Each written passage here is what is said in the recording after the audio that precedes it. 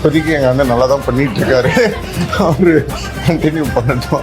இன்னைக்கு சவுக்கு சங்கரோட புது ஆபீஸ் திறப்பு விழாவுக்கு நம்ம எஸ்டிஆர் சிலம்பரசன் வந்திருக்காருங்க. ஆனா அங்க எஸ்டிஆர் நம்ம தளபதி விஜய பத்தி பேசினதுதான் இப்ப ட்ரெண்டிங்கா இருக்கு. இப்போ விஜய் நான் ஜெயிச்சது கூட I think more then our famous அதெல்லாம் மீறி மக்களுக்கு ஒரு நம்பிக்கை வந்தது அவரை பார்க்கும்போது. ஸோ அந்த நம்பிக்கை இருக்கிறவங்க வந்தாதான் மக்கள் ஆதரிப்பாங்கன்னு எனக்கு தோணுது. விஜய் அண்ணா ஜெயிச்சதுக்கு காரணம் அவர் ஃபேமஸான நடிகருங்கிறது மட்டும் இல்ல, மக்கள் அவர் மேல வச்ச நம்பிக்கை தான். அது எல்லார பார்த்து மக்களுக்கு வராது, விஜய் அண்ணாவை பார்த்து தான் அந்த நம்பிக்கை வந்திருக்கு மக்களுக்கு.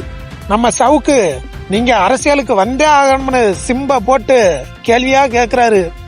எஸ்டிஆர் சொல்லிட்டாரு, இப்போக்கி நான் வர்ற ஐடியால இல்லங்க. அப்ப என்ன தலைவர் பொறுப்பு நீ ஏத்துக்கணும்? தலைவன் பொறுப்பா? நீங்க எப்படி சேர்ந்தவனே தலைவன் போய் தர்றீங்க? அடி வாங்க ஆள் வேணும்ல. அடி வாங்குறதுக்கா?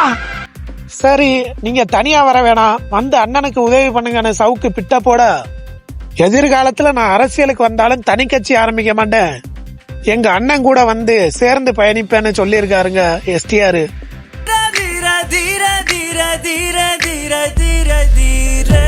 ஆகா, பிற்காலத்துல நம்ம எஸ்டிஆர் நம்ம டிவிகேல இணைவார்னு நான் நினைக்கிறேங்க.